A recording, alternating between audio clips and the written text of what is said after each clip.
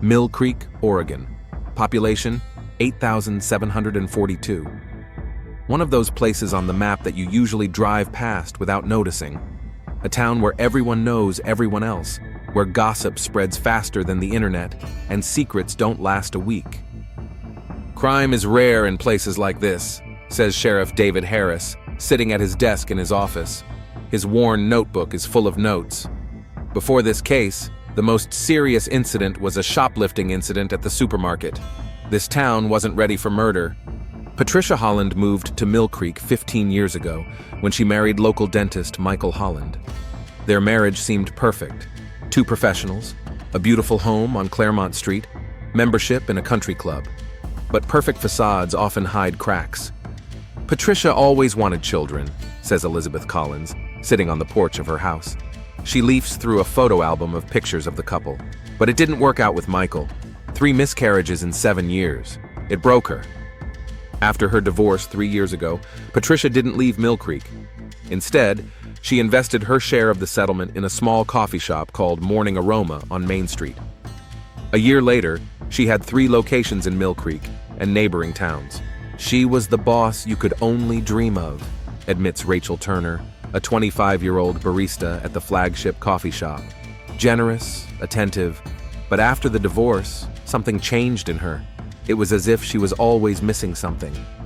Patricia's life revolved around her business and weekly get-togethers with Elizabeth Collins, the only close friend she had left after her divorce. Elizabeth, a school teacher and single mother, was raising her son, Jason. Patricia was almost like family, Elizabeth says, wiping away a tear.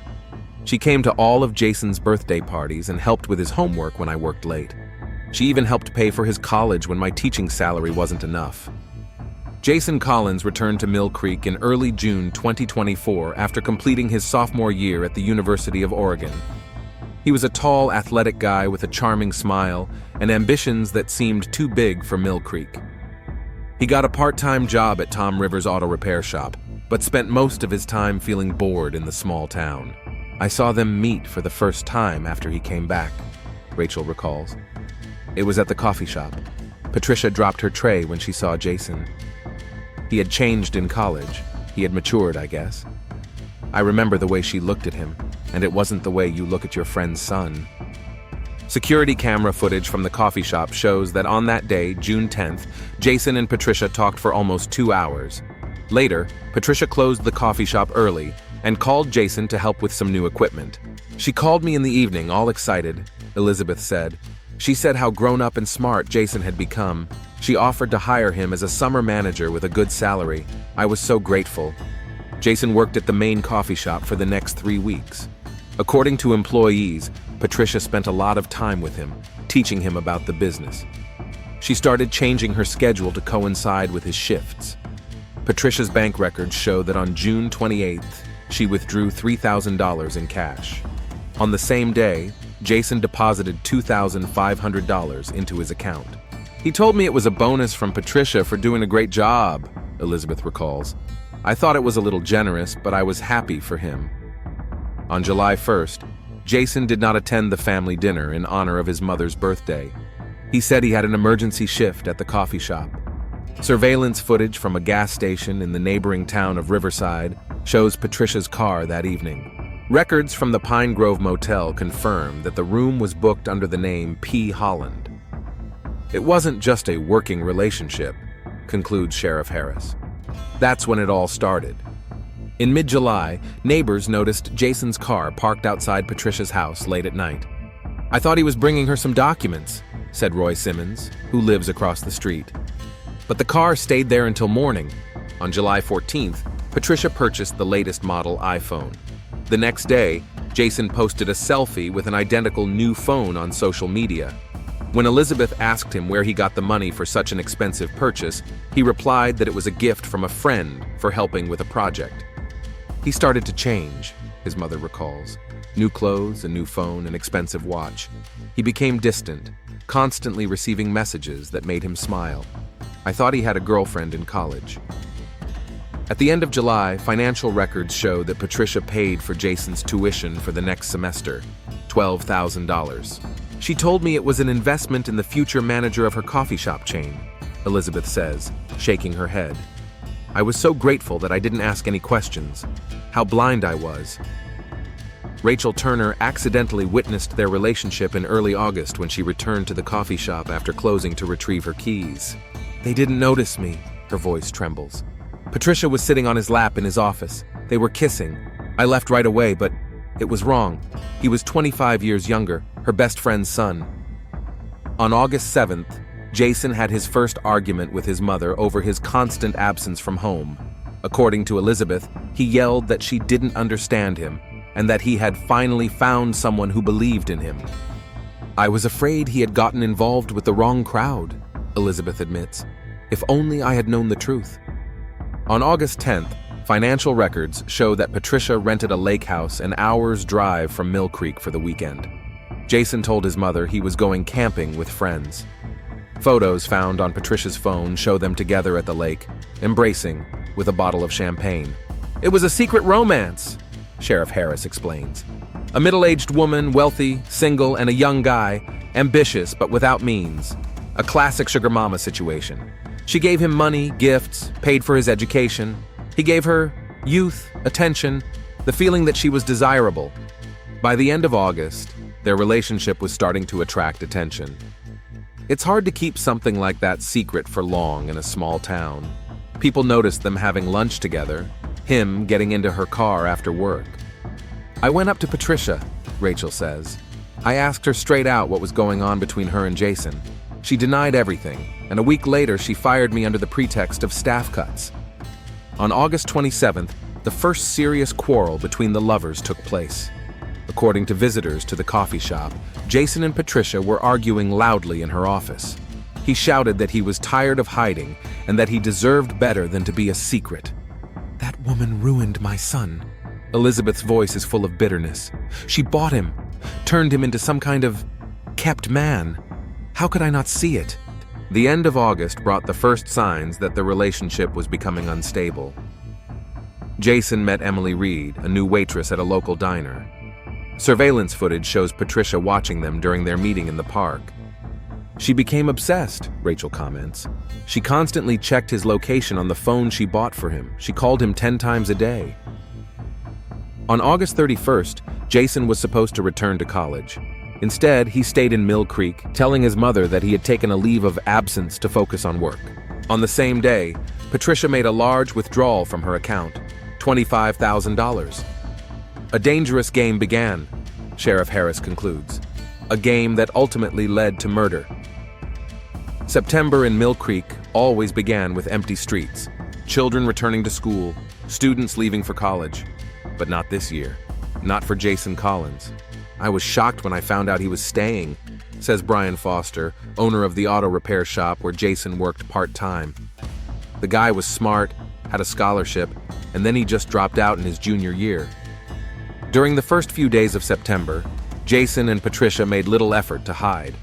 They had lunch together at Morning Aroma, he drove her car, and they went to the movies in nearby Riverside. To most residents, their relationship looked like a mentorship, a successful businesswoman and her young protege. The academic leave was her idea, says an anonymous source from the coffee shop staff. She offered him a junior partnership and promised to teach him everything she knew about the business. Jason saw it as a chance to get rich without spending years studying. Bank statements show that on September 2nd, Patricia opened a joint business account, adding Jason as an administrator. On the same day, she transferred $20,000 of the $25,000 she had withdrawn earlier to the account. She wanted to tie him to her, Sheriff Harris comments, looking through the financial documents.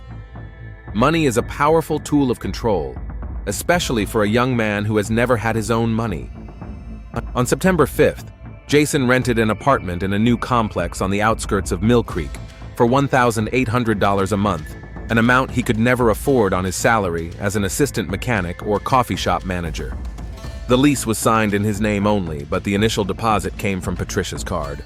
I was against it, Elizabeth recalls, sorting through photos in the living room of her modest home. Why rent such an expensive apartment when you can live at home for free? He said he wanted independence, that he had a business plan with Patricia, I believed him. The apartment quickly became their secret hideaway. According to neighbors, Patricia visited Jason almost every evening, often staying overnight. She brought groceries, wine, and gifts. Surveillance camera footage from the complex shows that she always arrived after 9 p.m. and left before 6 a.m. It wasn't just a romance, explains psychologist Dr. Sarah Klein, who studied the case files. Patricia created an artificial reality for him. A luxurious apartment, expensive things, a sense of success, everything he couldn't achieve on his own at his age. Text messages recovered from Jason's phone show how the dynamics of their relationship changed. September 7th, 10:14 p.m. Jason, thanks for the watch. It's amazing. Patricia, only the best for my boy. I'll bring you something else special tomorrow. September 12th, 2:05 p.m. Jason, Mom asked where I got the money for new clothes. Patricia, tell her it's an advance from the business. And don't forget to delete our messages. September 15th, 11:47 p.m. Patricia, who is Emily? Why is she liking all your photos? Jason, just a girl from the diner. We chat sometimes. Patricia, I saw you chatting today for an hour. She's too young for you.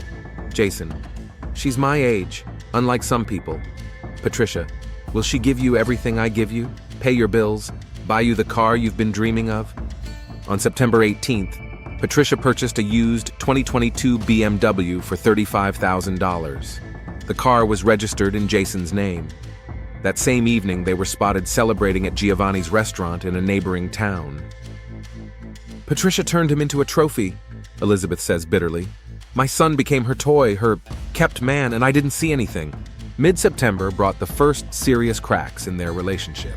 Jason began spending more time with Emily Reed, a young waitress who worked at a diner across the street from Patricia's coffee shop.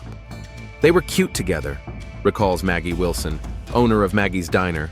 Just a normal young couple, laughing, holding hands, nothing out of the ordinary. But that woman, Patricia, was always watching them through the window of her coffee shop. There was something frightening in her gaze. Surveillance footage shows that on September 22nd, Patricia followed Jason and Emily when they left the diner together. She watched from a car parked at the end of the street as they entered the movie theater together. That night, a major argument broke out. Jason's neighbors called the police because of loud screams coming from his apartment around midnight. When the patrol arrived, Patricia had already left, and Jason refused to file a report, insisting that everything was fine. That was the first call to the police, Sheriff Harris notes, but not the last. Text messages sent after the argument. September 23rd, 1:15 a.m. Patricia, I'm sorry for what I said, but you have to understand how much it hurts to see you with her. Jason, you're too controlling. I need space. Patricia, space? I gave you an apartment, a car, money, everything you ever wanted. Jason, maybe I need something else, something you can't buy. Patricia, don't forget who you owe everything you have to. I can take it all away just as easily. This threat was a turning point.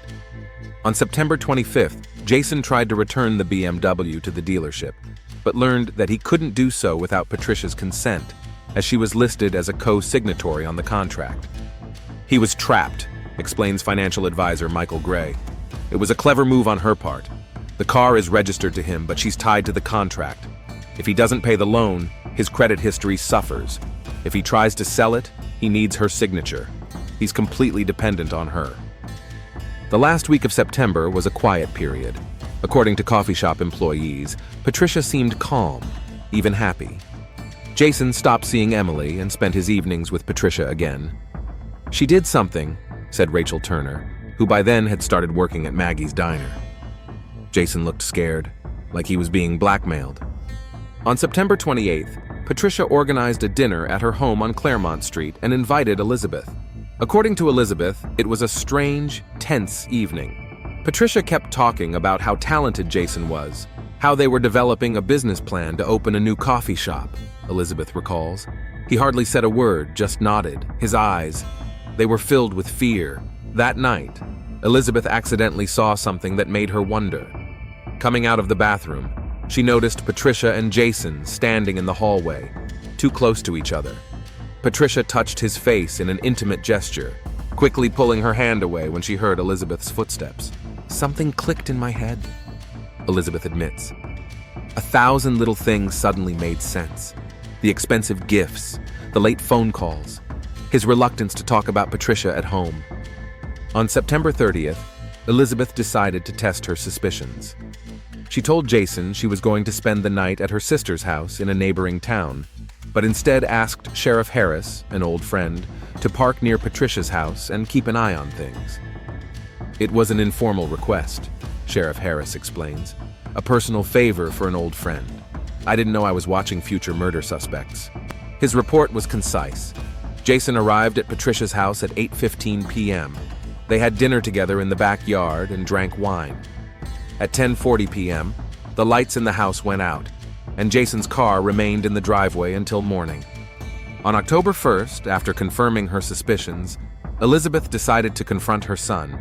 She waited for him at his apartment when he returned from Patricia's in the morning. "It was the hardest conversation of my life," her voice trembles. "I asked him directly, 'Are you sleeping with Patricia?' He denied it at first, then got angry, yelled that I was none of my business. And then he cried and confessed." According to Elizabeth's testimony, Jason said that the relationship began as flirting that turned into a physical relationship. Patricia offered him financial support, which gradually turned into complete dependence. When he tried to distance himself or showed interest in Emily, Patricia threatened to reveal compromising photos and videos that they had taken at the beginning of their relationship. "She had him on a hook," Elizabeth said. "My son was basically her slave." That same day, an enraged Elizabeth called Patricia and demanded a meeting. Security camera footage from Morning Aroma captured their emotional conversation in the back room of the coffee shop. "You're a monster!" Elizabeth yells on the recording. "He's a child, 25 years younger than you! My son! How could you?" Patricia sounds surprisingly calm on the recording. "He's a grown man, capable of making his own decisions. We love each other. You're just jealous." "Love? You bought him. You're using him." "So what if I am? He likes our arrangement. Ask him yourself. Or does it hurt you to know that your son chose me over you?" The recording cuts off as Elizabeth lunges at Patricia, and staff members pull the women apart. "After that, everything changed," Sheriff Harris comments. "The secret was out. An open war began." That night, Jason did not return home to his mother or to his apartment. According to the Hilton Hotel in Portland, he checked in alone and stayed for 3 days, paying for the room with a credit card linked to a joint account with Patricia. Hotel surveillance footage shows Patricia arriving at the hotel on October 2nd and going up to his room. 2 hours later, they left the hotel together and went to Bling Jewelry, where Patricia purchased a platinum bracelet with diamonds for $12,000. Video footage from the store shows her putting the bracelet on Jason's wrist. "A classic technique used by abusers," explains psychologist Dr. Klein. "After a conflict, an extravagant gift. It creates an emotional roller coaster, punishment and reward, a very effective method of control." On October 3rd, they returned to Mill Creek together. According to eyewitnesses, Jason stopped by his mother's house for only 15 minutes to pick up more things, then moved into Patricia's house on Claremont Street. "He said he loved her," Elizabeth recalls, struggling to hold back tears. "That she was the only one who believed in him, that I had to accept their relationship or lose my son forever." For Mill Creek, it was a shock and the main topic of gossip. Jason and Patricia were no longer hiding. They appeared together in restaurants, went shopping, and he helped run her business. "People judged them," says Maggie Wilson from the diner. "Especially Patricia. Some stopped going to her coffee shops, but she didn't seem to notice. She looked triumphant." Rachel Turner, who now worked at the diner across the street from Morning Aroma, watched them every day. Patricia seemed to be deliberately flaunting their relationship in front of Elizabeth, who walked past the coffee shop on her way to school. It was cruel. Elizabeth, shaken by the betrayal of her friend and son, took a leave of absence from school for health reasons. According to neighbors, she rarely left the house and refused to answer the phone. On October 8th, an incident occurred that locals called Patricia's Show. During Sunday brunch at Mill Creek's only trendy restaurant, she publicly gave Jason the keys to her house, loudly announcing that they were starting a new chapter together. "It was disgusting," commented one of the diners. "He was barely 20. He looked like a schoolboy next to her, and she was beaming like she'd won a trophy." That same evening, bank records show that Jason attempted to withdraw $5,000 from his card linked to his joint account with Patricia, but the transaction was declined. A series of messages followed. October 8th, 7:23 p.m. Jason, "Why can't I withdraw money?" Patricia, "I set a limit. Why do you need so much cash?" Jason, "It's my money too. You promised." Patricia, "I'm worried about you, honey. You're too impulsive with money. Tell me what you need it for and I'll transfer it." Jason, "Forget it. I'll talk to you when I get home." According to neighbors, screams and the sound of breaking dishes could be heard coming from the house on Claremont Street that night. No one called the police. People were used to such scenes. The relationship was becoming increasingly toxic, concludes Sheriff Harris. A classic story of addiction, control, and manipulation. On October 10th, Emily Reed, a young waitress who had previously shown interest in Jason, was fired from Maggie's diner. By a strange coincidence, the day before, Patricia had offered Maggie Wilson a lucrative partnership, supplying fresh pastries from her coffee shops at half the market price. "I can't prove a connection," Maggie shakes her head, "but the coincidence is too obvious." On October 11th, Emily left Mill Creek and moved in with relatives in Seattle. In her last social media post, she wrote, "Some places are too small, and some people are too dangerous. I'm starting a new life." By mid-October, Patricia and Jason had become Mill Creek's infamous couple. Locals called them Beauty and the Beast, although opinions were divided as to who was who. "She bought his soul," said one. "He's using her for money," argued another.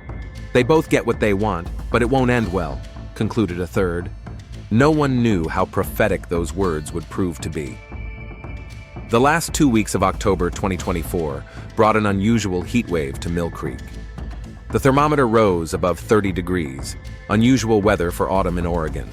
But even hotter was the atmosphere surrounding the town's most talked-about couple. There are no secrets in small towns, Sheriff Harris philosophizes as he leafs through documents. What started as a secret between two people turned into a public scandal. On October 15th, Patricia called an emergency meeting of all her coffee shop employees. A surveillance camera recorded her speech, which one former employee called corporate terrorism. "I know you're all talking about my personal life."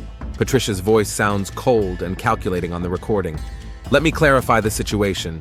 Yes, I am in a relationship with Jason Collins. Yes, he is younger than me. No, I am not ashamed. Gossip is not welcome in my business. If anyone feels uncomfortable working in such conditions, the door is open." By the end of the day, 3 employees had handed in their resignations. One of them, Alex Morrison, a 32-year-old manager at the flagship coffee shop, later said, "It wasn't about their relationship. It was about how she used her power. Patricia started promoting Jason to management positions even though he had no experience or skills. He signed documents without even reading them. On the same day, Patricia applied to a local bank for a $150,000 business loan to expand the network. According to the business plan attached to the application, the plan was to open a new coffee shop in Portland with Jason as managing partner. She was building an empire for him," said financial analyst Michael Gray. "Or more accurately, a golden cage. Every new opportunity she gave him only reinforced his dependence." On October 16th, a court hearing was held on the eviction case.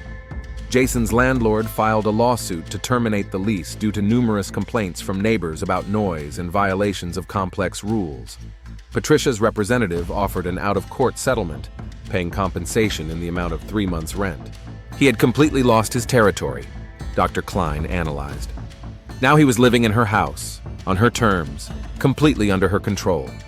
Meanwhile, Elizabeth Collins, Jason's mother, made a desperate attempt to get her son back.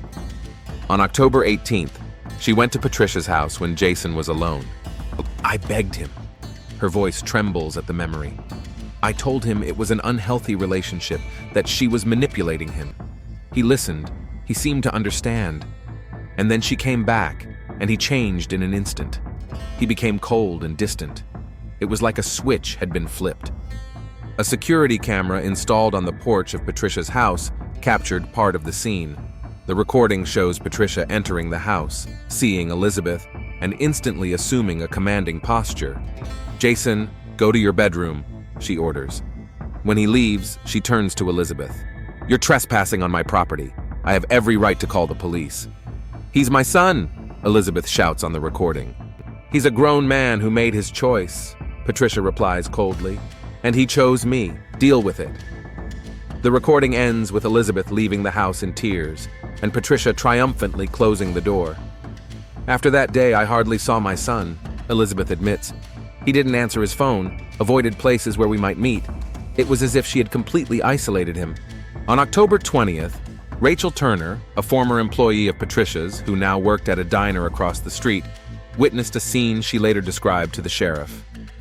"Jason came into the diner alone, looking exhausted. I went over to him and asked how he was doing. He started talking about feeling trapped, that Patricia was becoming more and more controlling. He mentioned some videos she was using to blackmail him, and then she walked in. It was as if she could sense it. From the moment she sat down at the table, he didn't say a word. He just nodded and agreed with everything she said." The diner's security camera confirms Rachel's account. The footage shows Jason's body language change when Patricia appears. Tense shoulders, avoiding direct eye contact, a slight tremor in his hands. "Classic signs of a victim of psychological abuse," comments Dr. Klein. "He was in a state of learned helplessness." On October 21st, Patricia began the process of granting Jason power of attorney, which would give him the right to manage her property and business in the event of her incapacity. An unusual step for a couple who had been together for less than 6 months. "It was like insurance," Sheriff Harris speculates, as if she felt something might go wrong. On the same day, Patricia withdrew $50,000 in cash from her personal account. According to her bank manager, she was nervous and hurried, which was unusual for her. "She was preparing for something," the sheriff concludes. "The question is, what?" The answer came on October 23rd, when a gunshot rang out at Patricia's home. Neighbors called the police, but when the patrol arrived, no one was found in the house. There were traces of blood on the kitchen floor, and the front door was wide open. "We thought it was a murder or attempted murder," Sheriff Harris recalls. "We issued a search warrant for Patricia and Jason." An hour after the call, Patricia herself called the police from St. Mary's Hospital in nearby Riverside. She said that she and Jason had had an accident while cleaning a gun registered in her name. The bullet grazed her thigh. The wound was not life-threatening, and she was released home a few hours later. The story sounded implausible, Sheriff Harris admits. But without Jason's testimony confirming Patricia's version, and in the absence of serious injuries, we had no grounds for investigation. However, a nurse from the hospital, who wished to remain anonymous, later reported hearing Patricia say on the phone, "He didn't want to do it. I provoked him, but now I have what I need." On October 24th, Jason saw his mother for the first time in a long time. According to Elizabeth, he looked broken and scared. He said they had a fight, that Patricia threatened to release some videos if he left her. Elizabeth recalls. She pushed him to the brink, screaming that she would ruin his future. He grabbed her gun, not to shoot her, but to scare her. The gun went off accidentally. According to Elizabeth's testimony, Patricia used this incident as new leverage. "Now I have proof that you tried to kill me," she allegedly told Jason. "One call to the police and you're in jail." It was the final link in his chain, Dr. Klein comments. Blackmail with sex tapes could have ruined his reputation, but the threat of a murder charge could have cost him his freedom. On October 25th, Patricia filed a request to change the beneficiary of her $500,000 life insurance policy, naming Jason instead of her sister, who lived in California. An unusual move for someone who had just survived an accidental shooting, Sheriff Harris remarks. It was as if she was playing some kind of multi-step game. In the last week of October, the situation reached a critical point.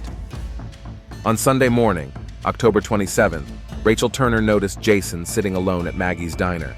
He looked exhausted, with obvious signs of insomnia.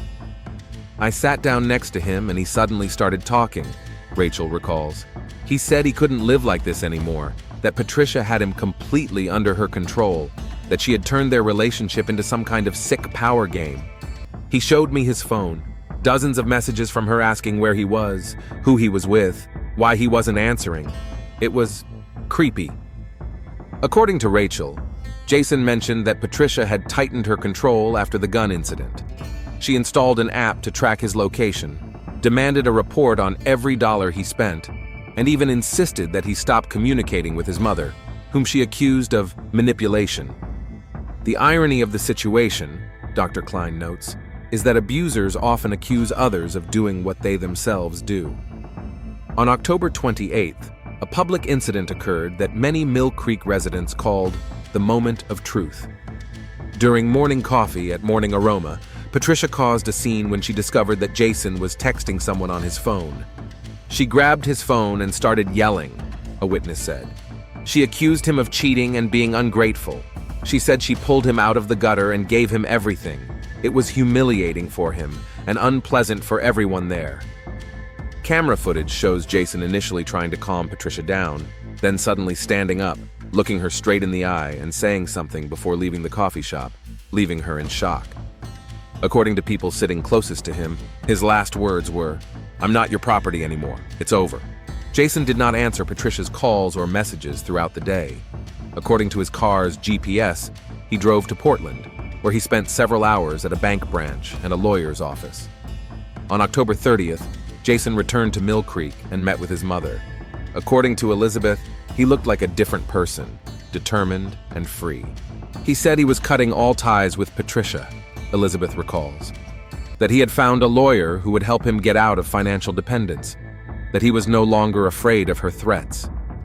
That same day, Jason filed a harassment complaint against Patricia, attaching printouts of messages proving her controlling behavior and audio recordings of her threats. He also asked the bank to freeze their joint account until the division of assets was settled. It was an act of war, comments Sheriff Harris. He challenged someone who was used to controlling everything around him. Patricia's reaction was surprisingly calm. According to coffee shop employees, when she received the notice from the bank, she just smiled and said, "He'll regret this." On the evening of October 30th, Patricia called Elizabeth and suggested they meet the next day to talk about Jason. According to Elizabeth, Patricia sounded almost friendly, which was strange after months of hostility. "I agreed," Elizabeth admits. "Part of me wanted to believe she had come to her senses, that we could work things out civilly." That night, Patricia sent Jason a message that would later become key evidence. "Tomorrow, everything will be decided. Either you come back to me on my terms, or everyone will see the real you. Your mother is first." On October 31st, Halloween, Patricia invited Jason and Elizabeth to her home for a reconciliation dinner. According to neighbors, Patricia spent the entire day preparing. Flowers were delivered, along with wine and food from a local restaurant. It was a trap, Dr. Klein is certain. She was creating the illusion of reconciliation, but in reality, she was planning the final act of her drama. At 7:30 p.m., Elizabeth arrived at Patricia's house. At 7:45 p.m., Jason arrived. What happened next in the house on Claremont Street was not captured on camera. At 9:37 p.m., neighbors heard screams and the sound of broken glass. At 9:42 p.m., a gunshot rang out. At 9:45 p.m., a call came in to 911. A trembling female voice said, "Oh my God, I didn't mean to. There's a lot of blood. Please help." When the police arrived at the scene, the door was open. In the living room, a body lay on the floor with a gunshot wound to the chest. Next to it was the gun that had been used to fire the accidental shot a week earlier. "The crime scene told us a lot," concludes Sheriff Harris.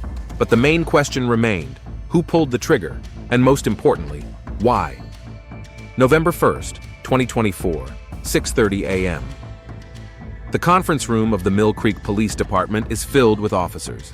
Sheriff David Harris stands at a board with photos and a timeline. "So, we have a murder," he begins. "The victim is Patricia Holland, 45 years old. Gunshot wound to the chest at close range. Death was instantaneous. We have two potential suspects: Jason Collins, 20 years old, and Elizabeth Collins, 47 years old. The police officer's body camera captures the scene discovered by officers who responded to the call at 9:51 p.m. the previous evening. The living room of the house on Claremont Street looks like a war zone. Overturned furniture, broken glasses, signs of a struggle. In the center of the room, on the light-colored carpet, is Patricia's body in a spreading pool of blood. Next to her is a .38 caliber Smith & Wesson pistol registered to Patricia. Elizabeth Collins sits on the couch, trembling, her hands covered in blood. Jason stands by the window with a blank stare. Both are in shock. "She called, according to the recording," says Officer Martinez. "She said, 'I didn't want to.' Logically, she fired the gun." "But there's gunpowder on Jason's hands," objects another officer. "And he has a stronger motive." The patrol report contains the first witness statements. Elizabeth claims that Patricia invited them over for dinner, supposedly to reconcile. The conversation started calmly, but quickly escalated into a confrontation when Patricia issued an ultimatum. Either Jason comes back to her, or she will release compromising videos and accuse him of attempted murder. "She was like a woman possessed," the report quotes Elizabeth as saying. "She said that if she couldn't have him, no one would, that she would destroy his future." Jason's testimony in the report is sparse and incoherent. "I just wanted to leave. She pulled out a gun. We struggled. I don't remember who pulled the trigger." A crime scene investigation conducted on the morning of November 1st yields conflicting results. Gunpowder residue is found on the hands of both suspects. The fingerprints on the gun belong to Patricia and Jason, but not Elizabeth. The bullet trajectory is unusual, notes forensic expert Dr. Lina Chang.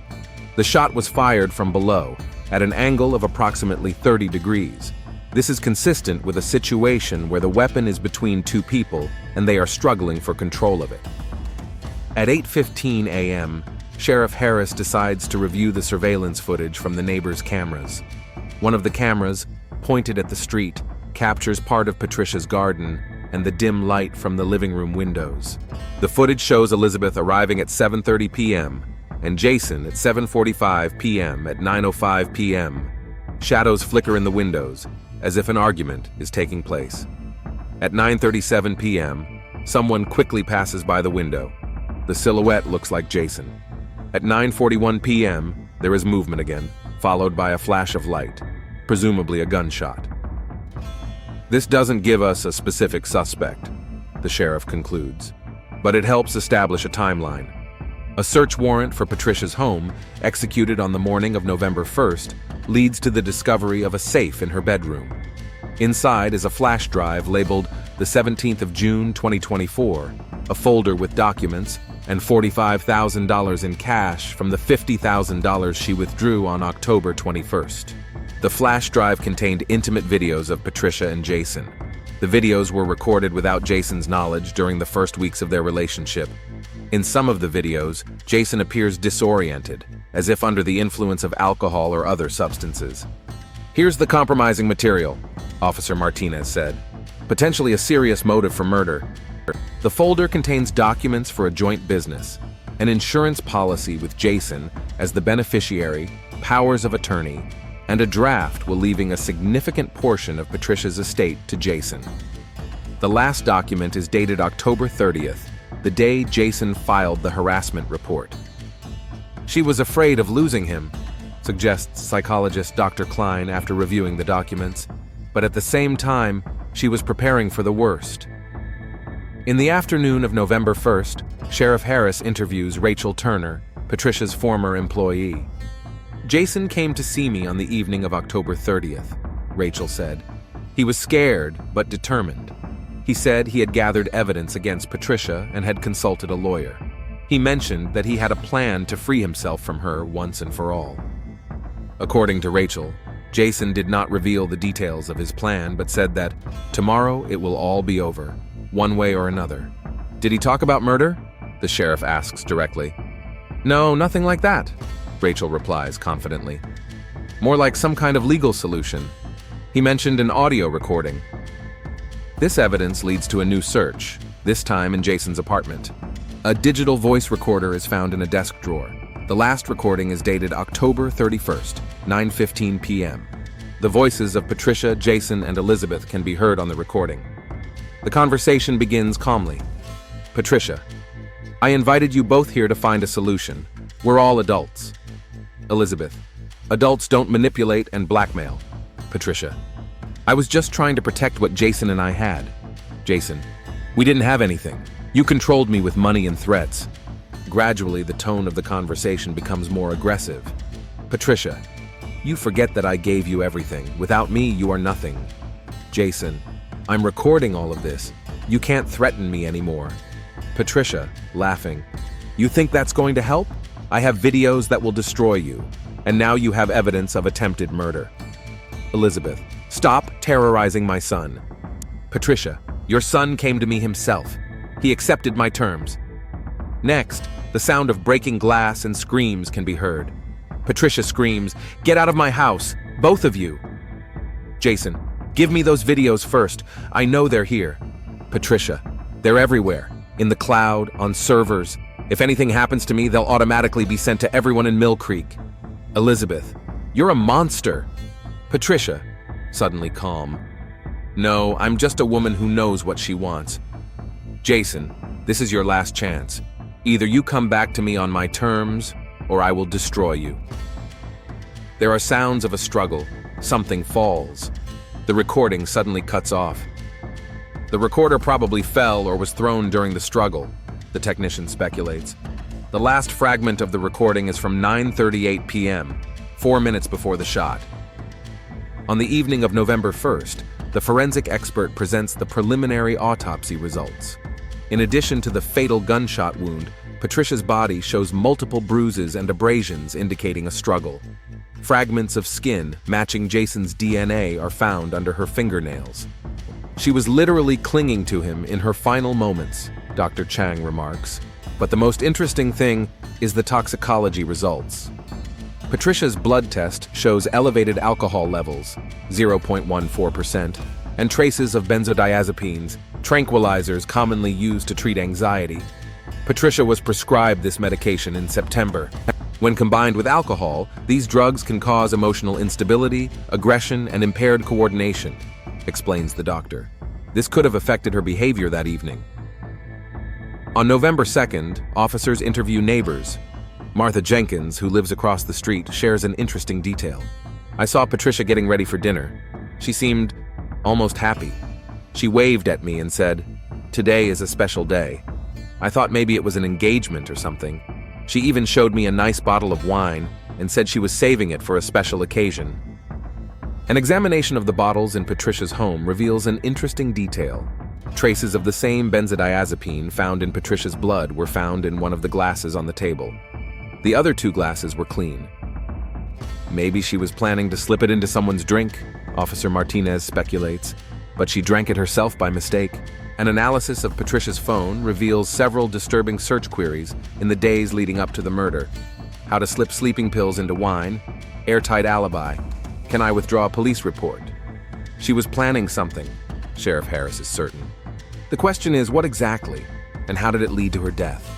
The answers begin to emerge on November 3rd, when a technical expert recovers deleted messages from Patricia's phone. Of particular interest is correspondence with an unknown subscriber with the code name Plan B. October 29th, 2:23 p.m. Patricia: I need your help. Tomorrow night. 500 now, 500 more later. Plan B: are you sure? There will be no turning back. Patricia: absolutely. He has to understand that he can't just walk away from me. October 30th, 7:15 p.m. Patricia: everything is ready. He and his mother will be here tomorrow at 7:30 p.m. You know what to do. Plan B: remember, nothing lethal. Just scare him. Patricia: of course, I'm not crazy. October 31st, 4:42 p.m. Patricia: change of plans. I'll handle it myself. I've already transferred the money. Consider it compensation. Plan B: what are you up to? Don't do anything stupid. Patricia: everything will be fine. It's just a little show. This Plan B number is registered to Roy Carson, a former nightclub bouncer in Portland, says a technical expert. He has a criminal record for assault and was released on parole 3 months ago. Roy Carson, arrested the same day, admits that Patricia hired him to scare the guy, but does not specify the details of the plan. He confirms that he received $500 via a transfer to a prepaid card. He claims that he refused the job when he realized that Patricia was planning something more serious. She became unstable, his testimony reads. She said that if she couldn't have him, no one would. Classic psychopath. Bank records confirm the transfer of $500 to a prepaid card purchased by Patricia on October 28th. This coincides with the day Jason publicly broke up with her. On November 4th, Sheriff Harris re-interviews Elizabeth and Jason, this time with Jason's lawyer present. Their statements, given separately, begin to paint a clearer picture of the events of October 31st. According to Elizabeth, Patricia seemed too calm at the beginning of the evening. She was acting like a gracious hostess. She offered wine and talked about understanding and forgiveness. But her eyes, there was a strange gleam in them. Jason says he sensed something was wrong when he saw the bottle of wine, the same one they had drunk on the day of their first intimacy. It was a performance, he says. She was trying to manipulate my emotions. According to both of them, the atmosphere changed dramatically when Jason refused Patricia's offer to start over. She became aggressive, reminded him of the video, and threatened to accuse him of attempted rape. When Jason said he was recording the conversation as evidence of blackmail, she flew into a rage. She was like a different person, Elizabeth recalls. She screamed that he belonged to her, that no one else would ever have him. Jason admits that he started looking for the flash drive with the video he knew about from Rachel. Patricia tried to stop him, and a struggle ensued, during which furniture was damaged. At one point, she grabbed a gun from a dresser drawer. His voice trembles at the memory. First, she pointed it at me, then at my mother. She said she would solve all the problems at once. Elizabeth confirms this version. I've never seen such hatred in a person's eyes. She was really ready to shoot. Jason describes the final moments. I rushed towards her, trying to grab the gun. We struggled. He fired. I didn't even realize what had happened at first.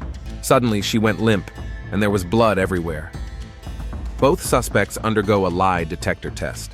The results are inconclusive. Stress and shock may have affected the accuracy. However, an expert notes that at key points in the account of the struggle for the gun, the statements appear to be truthful. On November 5th, District Attorney Michael Donovan reviews all the evidence gathered. His conclusion is succinct. There are insufficient grounds to charge murder. The totality of the evidence points to self-defense or an accident during a struggle for the gun. On the same day, Sheriff Harris informs Elizabeth and Jason that no charges will be filed, but the investigation will continue as an open case. The truth is, the sheriff says, sitting in his office on the evening of November 5th, we will probably never know exactly what happened in those last few seconds, whether it was self-defense, an accident, or something else. Rachel Turner, watching from the window of a diner at Patricia's sealed-off house, shares her thoughts. It was a toxic power game from the start. She thought love was control. In a way, she created her own killer. Psychologist Dr. Klein, having studied all the case files, offers his analysis. Patricia used money, sex, and emotional manipulation to create dependency. When her control began to slip, she turned to more dangerous methods, blackmail and threats. Her last desperate attempt to hold on to power was a gun. This is a classic example of how an unhealthy relationship can end in tragedy. A week after Patricia's death, Sheriff Harris visits her grave at Mill Creek Cemetery. A simple stone with her name and dates, no elaborate ceremony, few visitors. Every murder leaves a scar on society, he muses. But some stories make you wonder, who was really the victim? From the beginning, or only at the end? The case of Patricia Holland is closed as death by accidental self-defense, but questions remain. On a flash drive from the safe, experts discover another document, an unfinished letter dated the morning of October 31st. Jason, if you're reading this, something has gone wrong. I never wanted to hurt you. Everything I did was out of love. Perhaps misguided, but sincere. You made me feel alive when I thought I was already dead inside. I know I went too far. Sometimes the fear of losing someone turns love into obsession. Tonight, everything will be decided. Either you come back to me or... The letter ends abruptly, leaving Patricia's last thought unfinished, just like her life. Spring 2025, 6 months after the tragic events at the house on Claremont Street. Mill Creek will never be the same, says Sheriff David Harris, sitting in his office. On the wall is a photograph of the crime scene, circled in red marker. The story of Patricia Holland and Jason Collins has divided our town. Even now, people are taking sides. Officially, the case is closed.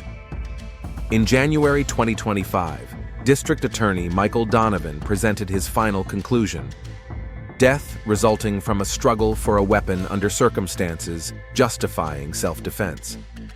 Neither Jason nor Elizabeth were found guilty of murder. An endless amount of evidence points to the toxicity of this relationship, the prosecutor explained at a press conference. Patricia Holland exhibited systematic controlling behavior, financial manipulation, blackmail, and threats. On the fateful evening, she was the first to draw a weapon. Ballistics showed the shot was fired during a struggle. Fingerprints from both Patricia and Jason were found on the trigger, making it impossible to tell who actually pulled it. It could have been both of them, a forensic expert suggested at a court hearing in December. The physics of the moment are such that pressure could have been applied simultaneously. Elizabeth Collins has returned to teaching at a local school. Mill Creek residents are divided in their feelings toward her. Some express sympathy for a mother trying to protect her son, while others accuse her of complicity. "I didn't kill anyone," is her only comment to reporters, "but I am guilty of not seeing what was happening earlier. I didn't protect my son from a predator." Jason Collins left Mill Creek in February 2025. According to Elizabeth, he enrolled in college in another state, changed his name, and is trying to start a new life. He was a victim, Dr. Sarah Klein is certain, a victim of manipulation, emotional and financial abuse. Many people don't see it because he's a man and she's a woman, but the power dynamic was clear. The legal fallout from the story continued after the criminal case was closed. Patricia's sister, Carol Holland, filed a civil lawsuit against Jason, accusing him of intentional murder and seeking compensation. However, in March 2025, the court dismissed the lawsuit due to lack of evidence. Roy Carson, Plan B, was sentenced to 6 months in prison for conspiracy to commit assault. His testimony shed light on Patricia's true intentions on the fateful evening. "She wanted me to scare the guy," he admitted at the hearing. "I broke into the house while they were having dinner, threatened him, but didn't cause any real harm. The goal was to make him feel unsafe and accept her protection." Classic manipulation. When she canceled the plan at the last minute, I felt she was planning something more dangerous. Patricia's business, a chain of coffee shops called Morning Aroma, was sold to a corporate buyer. Part of the proceeds, according to a surprise will, went to a local shelter for victims of domestic violence. "Ironic," commented the shelter's director, declining to say how much was donated. The house on Claremont Street remains empty. Local real estate agents consider it a problem property. No one wants to live in a place where a murder took place. Rachel Turner, a former employee of Patricia's who became a key witness in the case, published an open letter in the local newspaper titled, "Lessons from Mill Creek." "We all witnessed this tragedy," she writes. "We saw how a woman used money and power to control a young man. We saw how she isolated him, manipulated him, blackmailed him, and we kept quiet. We called it an unconventional relationship, a private matter. We need to understand that violence has no gender. Anyone can be a victim." Sheriff Harris acknowledges that the case has changed his view of domestic violence. "I always imagined it as a strong man beating a weak woman. Patricia's story showed that control and manipulation can be just as destructive as physical violence. Psychologists note an increase in the number of young men seeking help after becoming victims of emotional and financial control." The Holland Collins case opened up a discussion that had long been taboo, Dr. Klein comments.